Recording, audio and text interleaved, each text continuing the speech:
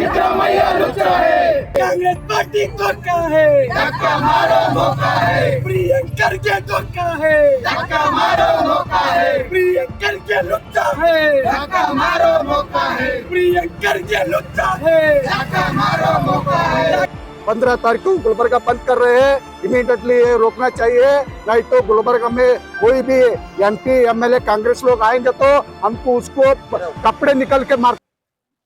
ಕರ್ನಾಟಕ ರಾಜ್ಯ ಸಮಿತಿ ಆದೇಶದ ಮೇರೆಗೆ ಇಂದು ರಾಜ್ಯದ ಎಲ್ಲ ಜಿಲ್ಲಾ ಕೇಂದ್ರದ ಎದುರುಗಡೆ ಏನು ರಾಜ್ಯ ಕಾಂಗ್ರೆಸ್ ಸರ್ಕಾರ ಸಿದ್ದರಾಮಯ್ಯ ನೇತೃತ್ವದ ಸರ್ಕಾರ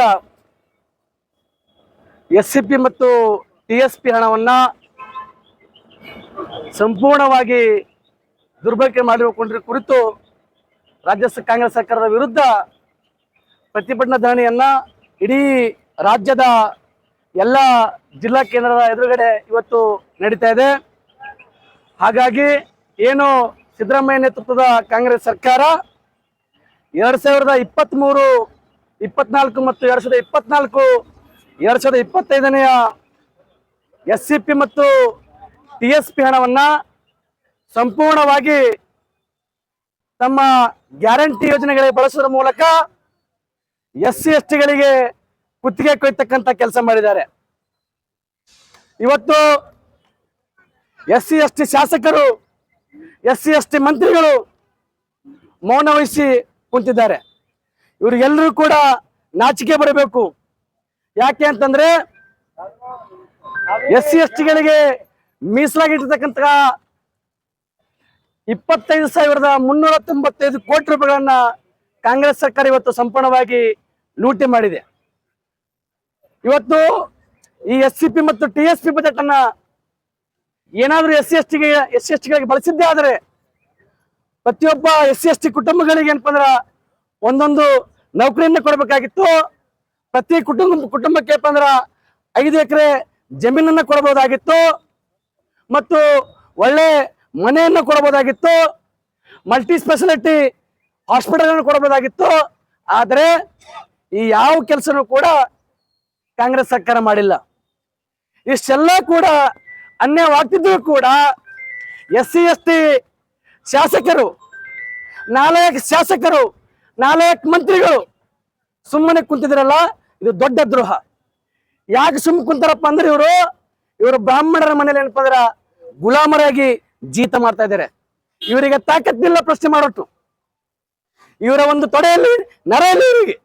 ಎಸ್ಸಿ ಎಸ್ಟಿ ಶಾಸಕರಿಗೆ ತೊಡೆಯಲ್ಲಿ ನರ ಇಲ್ಲ ಇವರಿಗೆ.